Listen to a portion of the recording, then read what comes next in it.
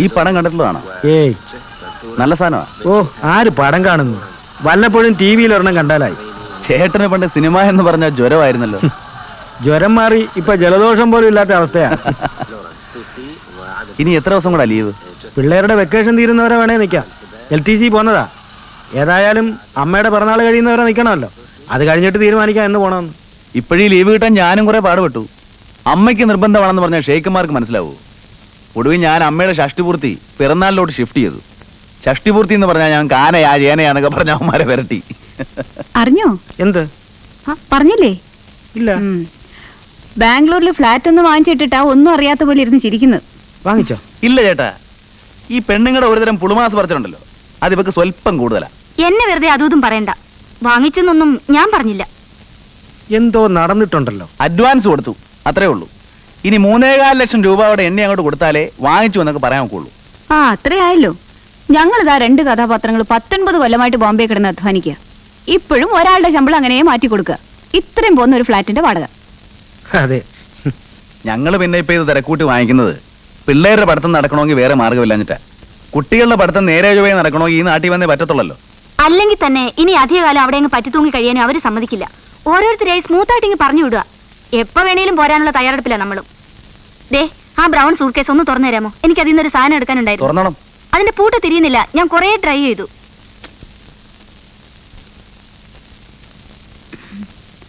6:45 വാങ്ങുന്നേ. 3.5 കൊടുത്തു. ബിന്ദു പറഞ്ഞത് best locality ആണെന്ന്. സിറ്റിയുടെ നടക്കെ 2 bedroom വിത്ത് ഓൾ ഫെസിലിറ്റീസ്.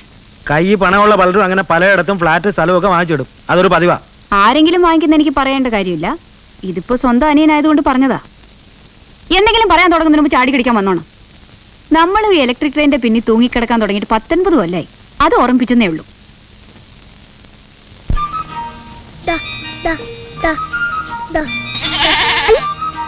അയ്യേ, അവനൊന്നും ചെയ്യില്ല. കൊടുക്ക. വേണ്ട, അമ്മൂമ്മ കൊടുക്ക. ഒന്നും ചെയ്യില്ലടി മോളെ. വേണ്ടമ്മേ, സ്വല്പം പേടിയിരുന്നോട്ടെ. അത് മാറിയാൽ അവൾ അതിനെ പിടിച്ച് ഞെക്കി കശക്കി ശല്യം ചെയ്ത് കളയും. ആണോടി മോളെ?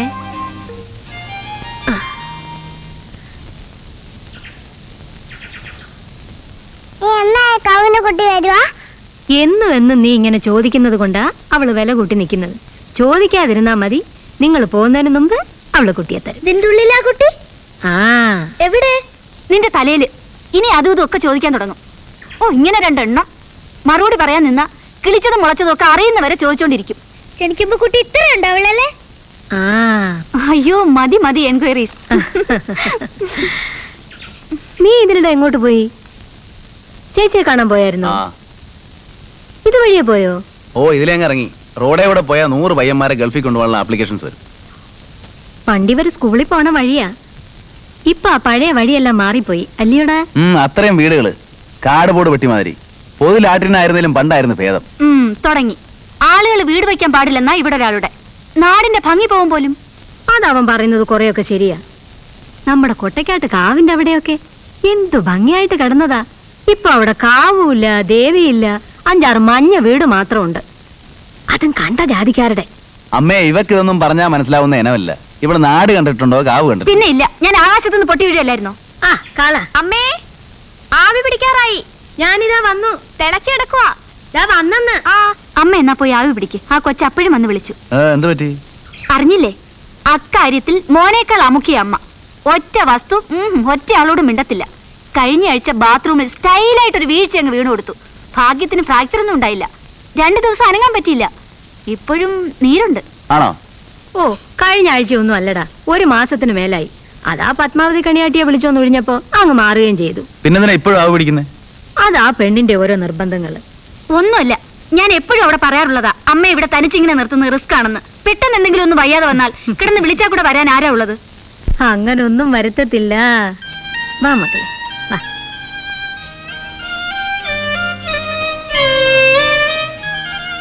ഇപ്പോഴും നടപ്പ് ശരിയായിട്ടില്ല. ഞാൻ നോക്കിട്ടൊരു കുഴപ്പം കാണുന്നുണ്ട്. കുറെ കൂടെ വലിയ കുഴപ്പമുണ്ടായാലേ കാണുള്ളായിരിക്കും. ഞാൻ ഉള്ള കാര്യം പറഞ്ഞു. കിടന്ന് വിളിച്ചാൽ ഓടി വരാൻ അയലത്ത് കൂടി ആളില്ല. ശ്മശാനം പോലെ പരന്ന ഒരു പറമ്പും അതിനകത്ത് 10,000 പോലൊരു വീടും. നീയേ നല്ല വീട് കണ്ട് വളർന്നിട്ടില്ല. അതുകൊണ്ടാണ് ഈ വീട് കാണുമ്പോ ഇങ്ങനെയൊക്കെ തോന്നുന്നത്. മനസ്സിലായോ?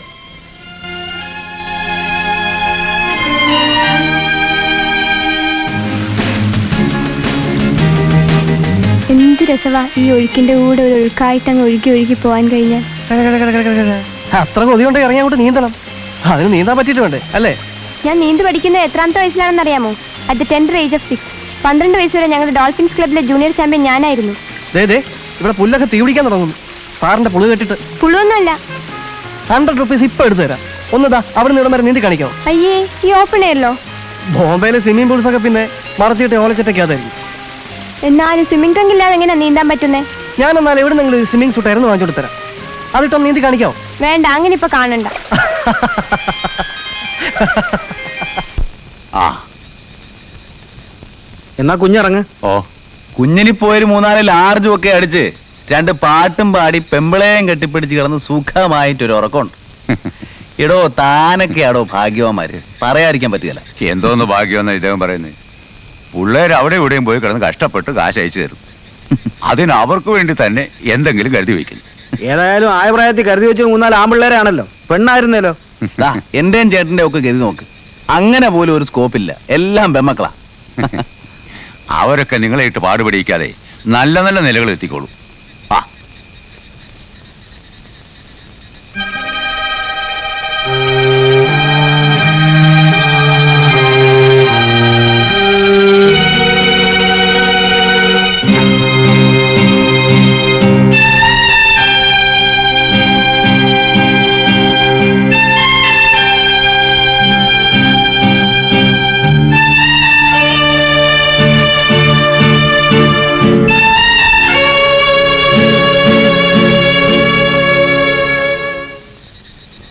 എന്താ തന്തപ്പടി പോകാതെ നിന്ന് ലാത്തി?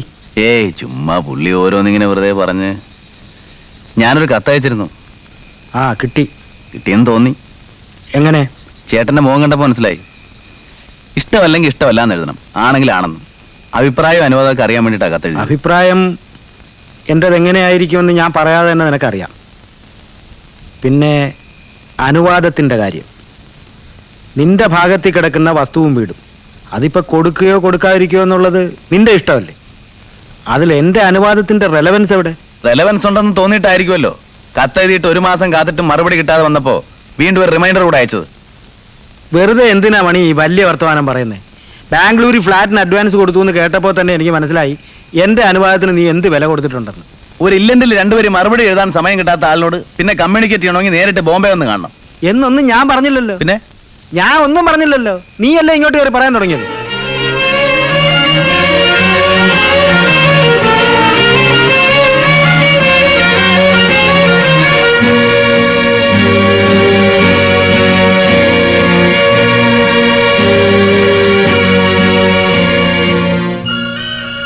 നമ്മൾ ഉദ്ദേശിച്ച പോലെ തന്നെ.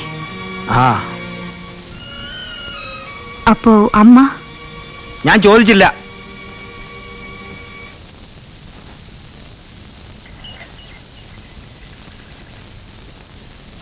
ഇത്തരം ക്രോഴ്സ് ആൻഡ് ക്രോഴ്സ് ഓഫ് കുഞ്ഞു മുട്ടകളാണ് പശുവിന്റെ വയറ്റില്. ഡെയിലി ഇങ്ങനെ കുറെ വീതം ഇട്ടോണ്ടിരിക്കും. ഇതിൽ ഏതെങ്കിലും ഒന്ന് വിരിഞ്ഞ് പശുവിന്റെ കുട്ടി പുറത്തു വരും. അതൊന്നും പറയാൻ പറ്റൂല. ദിവസം ഇതിവിടെ വന്ന് കളക്ട് ചെയ്ത് സൂക്ഷിച്ചു വെച്ച് നോക്കണം. ആ തള്ളപ്പശു അറിയാൻ പാടില്ല. ഇല്ല. അതുപോലെ അമ്മൂമ്മ അറിയരുത്. ഇല്ലമ്മേ. എന്നാലും ഇത് കൊണ്ടുപോയി വെച്ചിട്ട് വാ. ആരും അറിയരുത്.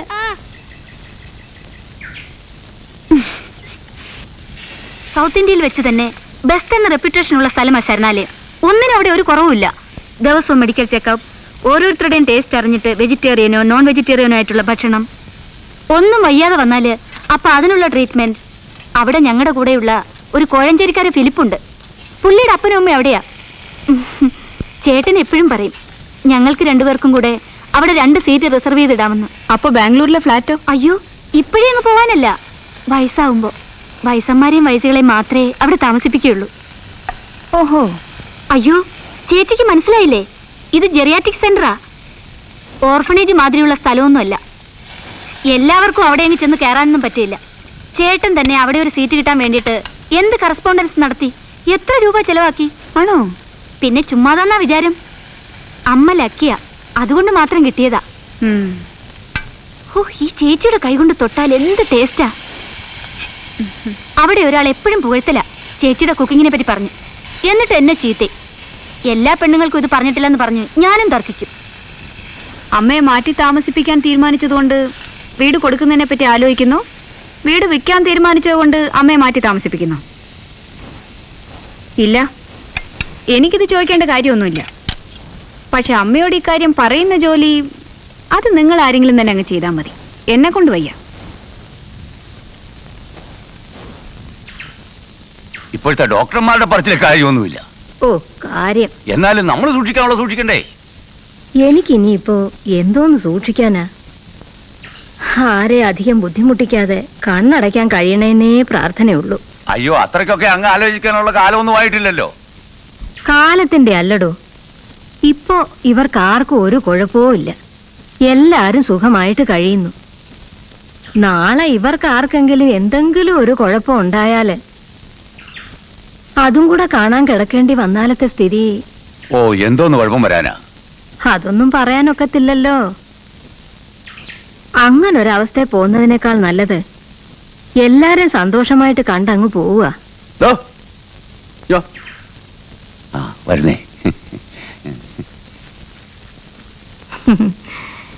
ഇന്നലത്തെ പോലെ ഓർമ്മ.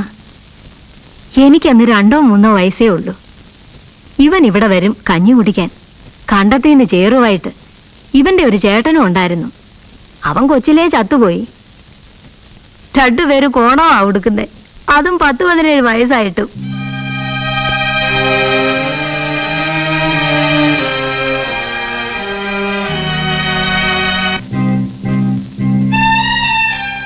ആ, അപ്പൊ പറഞ്ഞ പോലെ.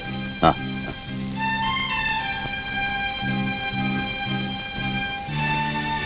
ഇങ്ങനാണോ? ഈയുടെ വരവ് കുറെ ഫ്രീക്വന്റ് ആണെന്ന് കണ്ടപ്പോ ചോദിച്ചടാ. ഇയാളുമായിട്ട് ഡീല് വല്ലതും ഉണ്ടോ? അങ്ങനെയൊന്നുമില്ല. പിന്നെ പുള്ളി ഒരു വില പറഞ്ഞു വെച്ചിട്ടുണ്ട്.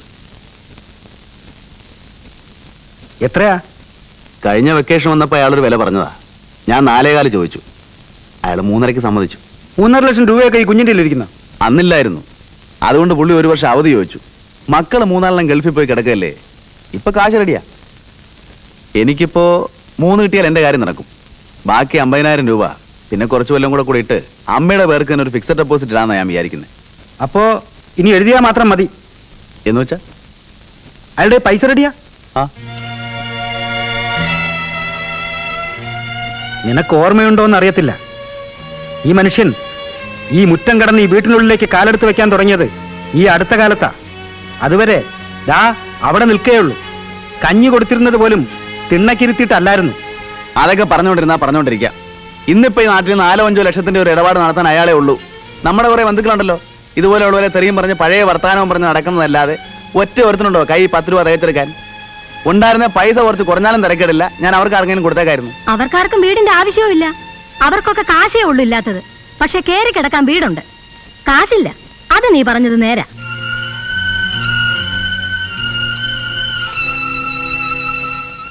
ഈ കുഞ്ഞനാണോടാ വീട് മേടിക്കാൻ പോണത്? എന്നല്ല, ആണെങ്കിൽ ആണെന്നുള്ള വിവരം അങ്ങോട്ട് തുറന്നു പറയാൻ പാടില്ലേ? പെട്ടെന്ന് ഒരു ദിവസം ഇവനൊക്കെ വീട്ടിൽ കയറി വന്ന് ആളാകുന്നത് കാണുന്നതിനേക്കാൾ ഭേദം വല്ലതും ഉണ്ടെങ്കിൽ നേരത്തെ അറിഞ്ഞിരിക്കുന്നതാ. നേരത്തെ അറിയിക്കാതെയും പറയാതെ ഇവിടെ ആരും ഒന്നും ചെയ്യില്ല, ചെയ്തിട്ടുമില്ല. വഴക്കിടുകയാണോ 2 പേരും കൂടെ? ഞാനുള്ളപ്പോ എന്റെ മുമ്പിൽ വെച്ച് നിങ്ങൾ വഴക്കിടരുത്. ഞാനില്ലാത്തപ്പോ അത് നിങ്ങളുടെ ഇഷ്ടം. എനിക്ക് കാണണ്ടല്ലോ. എന്തോന്നാ മോളേത്? എന്താ അവിടുത്തെ പേര്? ശരണാലയം. ഞാൻ അങ്ങോട്ട് മാറുക. അങ്ങനെ ഒരു തീരുമാനം എടുക്കാൻ വരട്ടെ. വീട് കൊടുക്കേണ്ടവർ കൊടുത്തോട്ടെ. അമ്മയെ ഞങ്ങൾ കൂടെ കൊണ്ടുപോവാ. അത് ഞാൻ പറഞ്ഞല്ലോ. വേണ്ട, ഇനി ഇതും പറഞ്ഞ് ഇവിടെ ഒരൊച്ചം ബഹളം ഉണ്ടാകണ്ട. കഴിഞ്ഞ കുറെ ദിവസമായിട്ട് ഈ വീട്ടിനകത്ത് നിങ്ങൾ എല്ലാവരും ഞാൻ അറിയുന്നില്ല എന്ന് വിചാരിച്ച് അങ്ങോട്ടും ഇങ്ങോട്ടും മുറുമുറുത്തോണ്ട് നിൽക്കുക. എനിക്കെല്ലാം അറിയാം. ഇതിന് ഞാൻ എന്താ മറുപടി പറയുന്നതെന്ന് അറിയാൻ വേണ്ടിയിട്ടാ നിങ്ങളെല്ലാവരും സത്യത്തിൽ ഇപ്പൊ ഇവിടെ നിൽക്കുന്നത്. അല്ലെങ്കിൽ പിറന്നാളിന്റെ പിറ്റേന്ന് തന്നെ സ്ഥലം വിട്ടേനെ. അതും എനിക്കറിയാം. ഇനി നിങ്ങളെ അങ്ങനെ നിർത്തുന്നത് ശരിയല്ല. നിങ്ങൾക്കെല്ലാം ജോലിയും തിരക്കുള്ളവരല്ലേ. അങ്ങനെയൊന്നുമില്ല. അമ്മക്ക് ഏതാ നല്ലതെന്ന് തോന്നുന്നു. ഞാൻ പറയട്ടെ, ഞാൻ നിന്റെ കൂടെയും വരുന്നില്ല, ഇവന്റെ കൂടെയും പോകുന്നില്ല. എനിക്കിവിടം വിട്ട എല്ലായിടും ഒരുപോലെയാ. എന്നെ കൊണ്ട് നിങ്ങൾക്കും ബുദ്ധിമുട്ട്, നിങ്ങളുടെ അവിടുത്തെ സൗകര്യങ്ങൾ എനിക്കും ബന്ധപ്പാട്. ഞാൻ അങ്ങോട്ട് തന്നെ പോവാ. എനിക്കൊരു 2-3 ദിവസത്തെ സമയം തരണം ഇതെല്ലാം ഒന്ന് കൈയൊഴിക്കാൻ. അത് കഴിഞ്ഞ നിനക്ക് എപ്പോഴാ സൗകര്യം എന്ന് വെച്ചാ എന്നെ അങ്ങോട്ടാക്കിയത്. അമ്മയൊന്ന് ചുമ്മാ ഇരിക്കണം. നാരായണൻകുട്ടി, ഞാൻ എല്ലാം ആലോചിച്ചാ ഇത് പറയുന്നത്. ഇതിനി ഇളക്കമില്ല. കൊച്ചുങ്ങളുടെ പഠിത്തവാ എല്ലാത്തിലും വലുത്. നിങ്ങളും നിങ്ങളുടെ കൊച്ചുങ്ങളും നന്നായിരുന്ന ഈ വീട് നന്നായി. കുടുംബത്തിന്റെ പേര് കിടക്കും. ഇല്ലല്ലോ, വീടുമില്ല, പേരുമില്ല. ഇതൊരു പഴയ കെട്ടിടം. പിന്നെ എന്റെ സൗകര്യം ആർക്കറിയാം? ചിലപ്പോ അവിടെ ആയിരിക്കും കുറെ കൂടെ സുഖം. ചെന്ന് നിന്നാലല്ലേ അറിയാൻ പറ്റൂ. ഓ, നിന്നാലും ഇനി എത്ര കാലം നിൽക്കാനാ? പക്ഷെ ഒരു കാര്യം, മേലാൽ ഈ വീട്ടിൽ ഇതിനെപ്പറ്റി ഒരു സംസാരം കേട്ടു പോകരുത്. ഞാൻ പോകുന്നത് വരെ.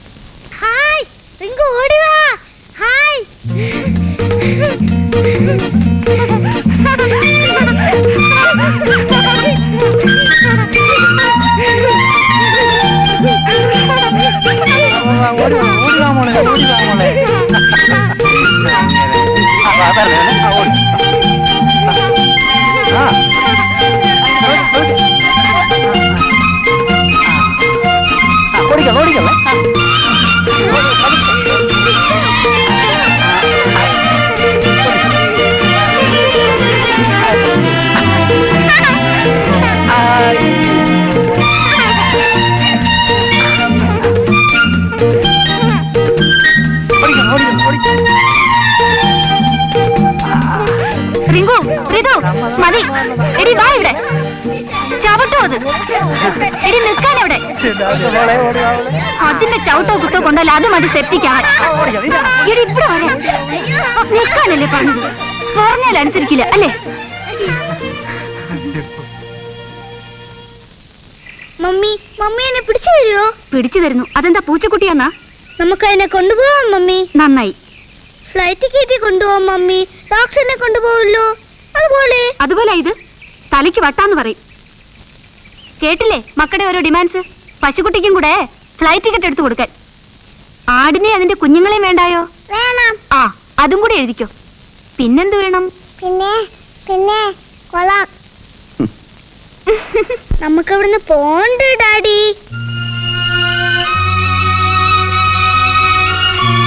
നമുക്ക് ഇവിടുന്ന് പോണ്ട.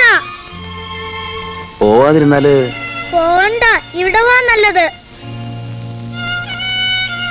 ഇനി നിങ്ങൾ തുടങ്ങിക്കോ. ഇവിടെ വാ നല്ലതെന്ന്. മെത്ത കണ്ടാലും അട്ടയ്ക്ക് മനസ്സിലാകത്തില്ലല്ലോ എവിടെ കിടക്കുന്ന സുഖമെന്ന്. വാ ഇങ്ങോട്ട്, വാടി.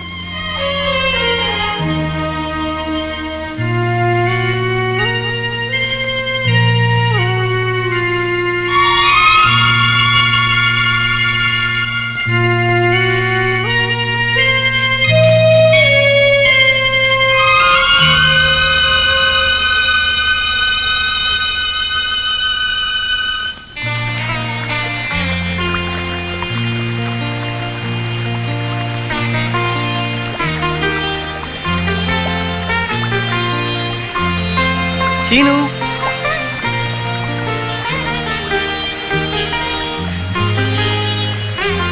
ചീനു,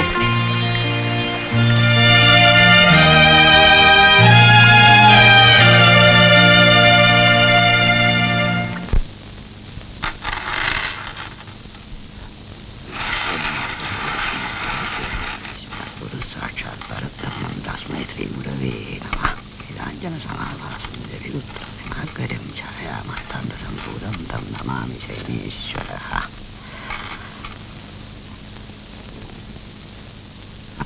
ഒരു പൂ വെച്ചാട്ടെ. കർക്കടക വൃശ്ചിക മീനം. മീനത്തിന്റെ ഫലമാണ് നമ്മളിവിടെ കണ്ടത്. യാത്ര എന്ന് പറയുമ്പോൾ ദൂരദേശ എന്ന് തന്നെ കണ്ടു. വരുന്ന ബുധനാഴ്ച ഉത്തമമായി കാണുന്നു. ബുധനാഴ്ച ബുധനാഴ്ച മധ്യാഹ്നം വിട്ട് യാത്രികന് സകലവിധമായ ഐശ്വര്യ അഭീഷ്ട സിദ്ധികളും ഉണ്ടാവും. വിശേഷം ബുധനാഴ്ച അല്ലെങ്കിൽ പിന്നെ തിങ്കളാഴ്ച. തിങ്കളും കൊള്ളാം. അത് അതികാലത്ത് പുറപ്പെടേണ്ടിയിരിക്കുന്നു. ഒന്നുകിൽ 7:30 മുമ്പ് അല്ലെങ്കിൽ 9 കഴിഞ്ഞ്. 9 ശേഷവും ഉത്തമം തന്നെ. എങ്കിലും മൊത്ത ഫലപ്രകാരം പറയുമ്പോൾ ബുധനാഴ്ച തന്നെ മെച്ചമെന്ന് കാണേണ്ടിയിരിക്കുന്നു. തിങ്കളാഴ്ചക്കും ദൂഷ്യമൊന്നുമില്ലല്ലോ. ഹേയ്, ദൂഷ്യമൊന്നും ഇല്ലാന്ന് തന്നെയല്ല, പല ഗുണഫലങ്ങളുമുണ്ട്. എങ്കിൽ തിങ്കളാഴ്ച തന്നെ മതി. 2 ദിവസം നേരത്തെയും ആണല്ലോ. ഓ, അത് തന്നെ മതി. നേരത്തെ പോയാ നേരത്തെ വരാമെന്നല്ലയോ? ഓ, എങ്ങോട്ടാന്നാ? എങ്ങോട്ടായാലും. അതെ.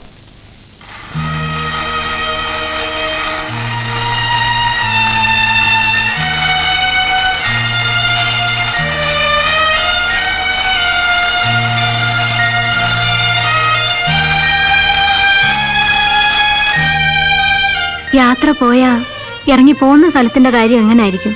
നമ്മൾ ചെന്ന് കേറുന്ന സ്ഥലത്തിന്റെയോ? അല്ല, ഇപ്പോ ഇവിടുന്നാ പോണേന്നുണ്ടെങ്കിൽ ഇവിടുത്തെ കാര്യം. അതെ.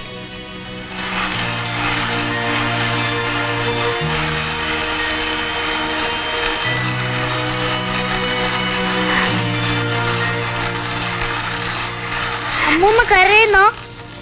ഹേയ്, എന്തിനാ അമ്മൂമ്മ കരയുന്നേ?